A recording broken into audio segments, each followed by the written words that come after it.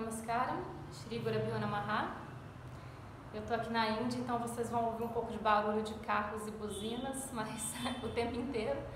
Mas eu vou tentar falar um pouquinho sobre a dança clássica indiana e como é esse aprendizado, porque é algo que às vezes fica um pouco distante da maioria das pessoas no Brasil, então eu acho que é sempre interessante contribuir, já que eu tenho vindo para a Índia desde 2007, tenho morado aqui já tem um tempo, sempre volto para o Brasil, mas sempre também voltando para cá.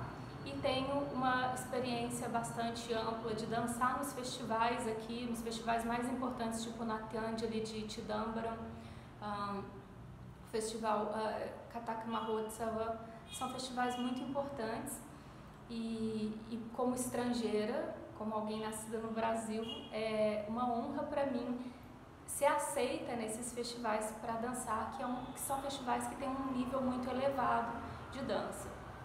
Então, eu devo isso à minha guru, a Bhanumati, principalmente. Eu aprendo também com outras pessoas, através de workshops. Eu também me dediquei a aprender a dança com a Kanagambudyan, que é uma devadasi, uma sacerdotisa do templo, provavelmente a última ainda viva. E também comecei a estudar o estilo Bharatanatyam há alguns anos com a Shraddha Prabhu Kumara, que é uma discípula direta da Padma Subramanian, que é uma das pessoas mais importantes na dança aqui da Índia. Então, dando essa introdução, eu gostaria de falar então sobre esse assunto que eu queria trazer, dessa forma de aprendizado, né? A dança clássica indiana, todos os estilos, na verdade, eles têm a dança abstrata e a dança interpretativa, vamos dizer assim. A gente pode dividir nessas duas categorias básicas. E o nosso aprendizado começa com os passos da dança abstrata. A gente chama de ádavos, as sequências de movimento dentro do Bharatanatyam especificamente. Nos outros estilos existe a mesma coisa. A diferença é que às vezes não chama ádavo, pode chamar outro nome, mas é a mesma ideia. Você tem sequências, você tem estruturas de movimentos e você vai aprendendo essas estruturas. Eu sempre falo que é como se a gente estivesse aprendendo as letras e aí depois de um tempo, então, a gente pode juntar essas letras para formar palavras, para formar frases, para escrever um texto. Então a coreografia é como se fosse o texto, e quando a gente vai escrever o texto, a gente consegue escrever bem porque a gente já conhece as palavras e a gente já conhece as letras. Então fica muito fácil você escrever. Agora imagina para uma pessoa que não conhece o nosso alfabeto e que vai tentar escrever um texto, uma dissertação, um livro, ou uma redação que seja, ou uma frase, ou um parágrafo que seja, sem conhecer o nosso alfabeto. Provavelmente não vai ficar muito bonita a letra, talvez não vá dar nem para ler, né? E essa pessoa vai ter muita dificuldade. Então, como eles resolvem isso aqui na Índia é dessa maneira, ensinando já primeiro como se fossem essas letras, que são as posturas básicas, e aí você vai formando palavras que começam com palavras muito pequenas, igual quando a gente está aprendendo a escrever, né? A gente aprende a escrever cão, bola. Então a gente começa com uma coisa muito básica. Por exemplo, o primeiro grupo de ádavos, que é o Tata ádavo, a gente só fica na postura básica e aprende a manter essa postura básica enquanto levanta os pés do chão e bate os pés no chão. O que é importante e é essencial, na verdade, nesse processo? A gente não tem como aprender a dança indiana assistindo vídeos no YouTube, por exemplo. Por quê? Você precisa de um professor para te corrigir. Isso é extremamente importante, porque não tem como você avançar. Primeiro, você precisa que a pessoa te corrija, porque você não tem nem como saber se você está fazendo o movimento certo ou não. Na maioria das vezes, mesmo com o professor te corrigindo, eu tenho essa experiência, porque eu dou aula há muitos anos, e sempre acontece. Às vezes eu falo com o aluno, seu braço não está certo, seu cotovelo está abaixado, sua perna, seu joelho está fechando. E a pessoa não consegue sequer perceber. Eu tenho que falar várias e várias vezes até ela conseguir chegar no lugar. Agora imagina sem você ter essa correção do professor. Então, primeiro, é perigoso para o seu corpo, porque você pode se machucar, tá? A gente utiliza 90% do tempo a posição do Aramandi com os joelhos dobrados. Você pode machucar o seu joelho, ou se você fizer com um professor também que não é um professor autorizado, a mesma coisa pode acontecer. Já chegaram alunas até mim que tiveram que parar de dançar por um tempo porque desenvolveram problemas nas articulações por não terem tido um ensino apropriado. Às vezes, né, a pessoa vai fazer aula com alguém que dança, mas essa pessoa não necessariamente é um professor, né? Então, aqui, pelo menos os gurus mais sérios, eles têm esse cuidado de só autorizar a dar aula quem eles veem que tem a condição de fazer isso, né? Então, o princípio básico é que pelo menos você não vai machucar o corpo da pessoa para quem você está dando aula. E aí também tem uma outra questão, que existe todo um conhecimento que é passado por trás, além da técnica, né? E esse conhecimento, a gente considera que todo esse conhecimento indiano, ele vem dentro de uma relação de guru-shishya, uma relação de mestre e discípulo.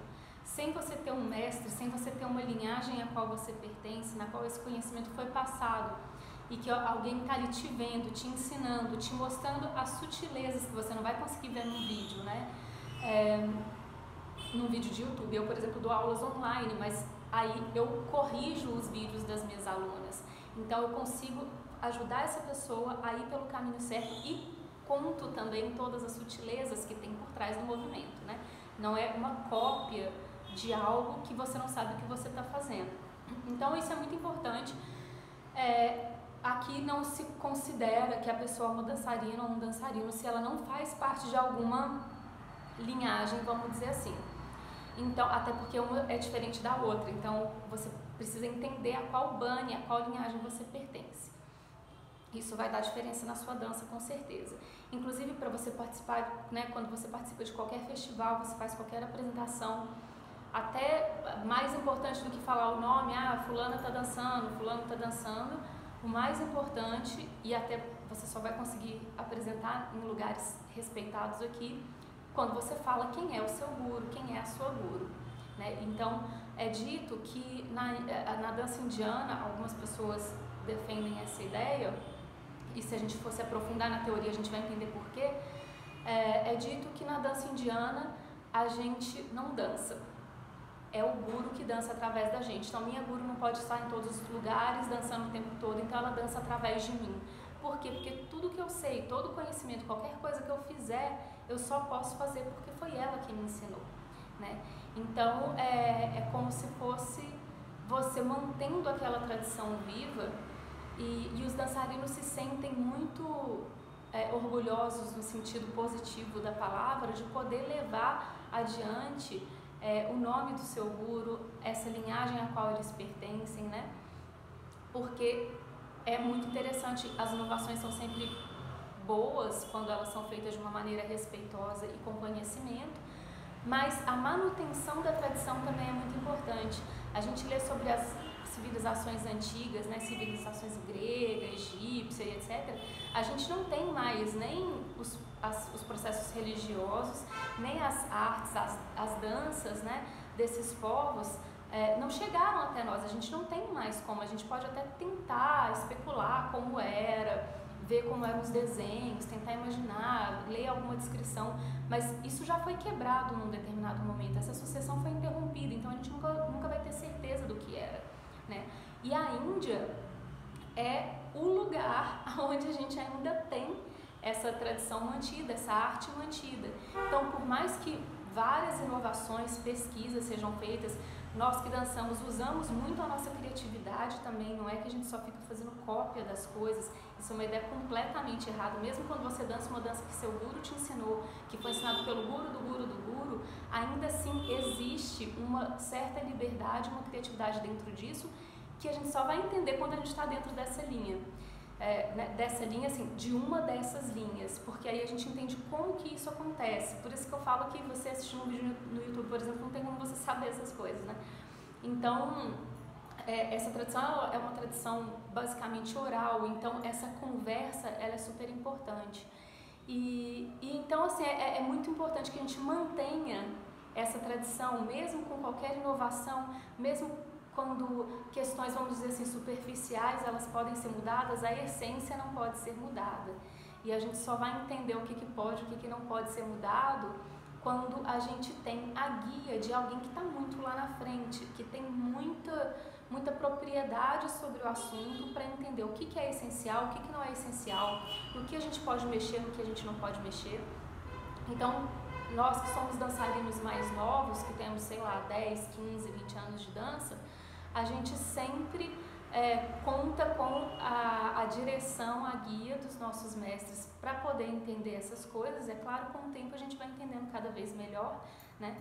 E os nossos gurus, eles vão fazendo também as modificações que eles acham necessárias, acréscimos e etc. Mas, ao mesmo tempo, sempre com essa preocupação de manter essa tradição. Então, eu sempre aconselho quem for dançar, né, procurar saber quem é essa pessoa com quem está dançando, com quem está aprendendo. E é bem interessante até se a pessoa não tiver uma certeza absoluta de onde vem, assim, tentar procurar saber, né? Por exemplo, se eu falar que a minha guru é a Bhanumati, sempre tem, hoje em dia com a internet, formas da pessoa entrar em contato com ela e saber, essa pessoa realmente dança com você? Essa pessoa realmente foi autorizada por você a dar aulas? Né? Isso é muito importante. Hoje em dia no Brasil a gente já tem algumas pessoas, e com a internet, e agora com pandemia, então a gente entrou num outro estado em que muitas pessoas que não davam aulas online estão dando, né? Então isso facilita bastante, né? Saber se a pessoa está com o mesmo guru, se ela tem mantido essa tradição. É claro que, igual eu falei, eu mesma aprendo com mais de uma pessoa com a autorização da minha guru Bhanumati, mas eu nunca abandonei a minha guru, né? Então, os próprios gurus, às vezes, eles aconselham que a gente faça um workshop, que a gente faça um estudo de uma coisa específica, de uma parte específica da dança com tal pessoa, né? Isso acontece. O que nunca deve acontecer é quando a pessoa tem um guru genuíno, um mestre genuíno, e ela abandona esse guru porque talvez o guru tenha falado, não, você ainda não tem condição de se apresentar, ou você ainda não tem condição de dar aulas, né? E aí, às vezes, a pessoa acaba abandonando o guru e buscando alguém que vai falar aquilo que ela quer. Aqui na Índia, assim como em todos os lugares, nós temos profissionais, professores super sérios, e nós temos aqueles também, principalmente no caso dos estrangeiros, né? Que a pessoa vem pra cá, ela paga, e aí tudo bem, pode sair dançando, porque nem vai queimar o meu filme, porque vai estar dançando em outro país, então tanto faz, né? Então é muito importante a gente estar em uma linhagem que seja séria, de gurus sérios, e procurar saber com quem a gente está aprendendo.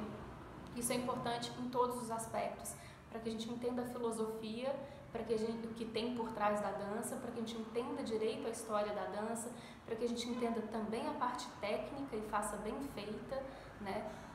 Hoje em dia, como eu falei, é muito fácil, né? Se antes você estava lá no fim do mundo, ninguém sabia que você dançava, você fazia uma coisa tosquinha, ninguém ia ver. Hoje em dia, é só a gente pegar os vídeos, as pessoas têm acesso às coisas, né? Então é legal a gente não passar essa vergonha e procurar aprender direitinho e sempre fazer tudo com a autorização de alguém que pertence a essa tradição, que tem esse direito, vamos dizer assim, né? Hoje se fala muito em decolonialismo, se fala muito em apropriação cultural, essas questões estão sendo trazidas bastante, mas muitas vezes elas são trazidas de uma forma teórica. Na prática essas coisas ainda acontecem, né? Então é muito importante a gente ter esses cuidados, e aquelas pessoas que desejam aprender, mesmo que tenham começado a aprender com alguém, que tenham, né? Eu mesmo, quando comecei, a minha professora, ela sempre se considerou alguém que é uma eterna iniciante, no sentido de que ela sabia que ela poderia me levar até certo ponto, né? Quando eu comecei a fazer aula no Brasil, com a professora Elisa Pierin, e ela falou, olha, se você quer se aprofundar e se tornar realmente uma dançarina, eu te aconselho a ir para a Índia, eu te aconselho a buscar outra pessoa, né? E quando eu vim para cá, eu só consegui fazer aula com a Bhanumati porque ela me viu dançando e ela falou, sua base está muito boa. Então o que importa é que o que a gente passa tem que ser bem passado. A Elisa tinha autorização da guru dela, ela tem autorização da mestra dela para passar, e me passou muito bem passado, ela é uma ótima professora, né? E quando você vem para a Índia, às vezes é difícil até mesmo você convencer um professor sério a te dar aula. Então eu tive essa bênção, assim, de ter tido uma professora séria, que nunca foi assim desonesta, vamos dizer assim, né? Uma professora que sempre me falou a realidade, né? Até onde ela podia me levar e tudo, me aconselhou como seguir adiante.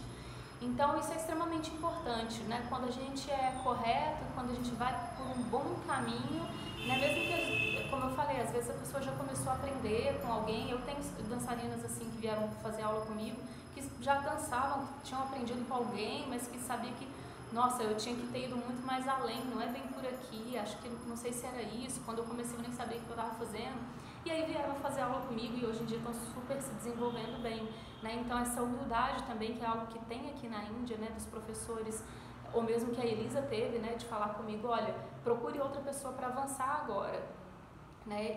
E essa noção do quanto a gente ainda tem que andar, né?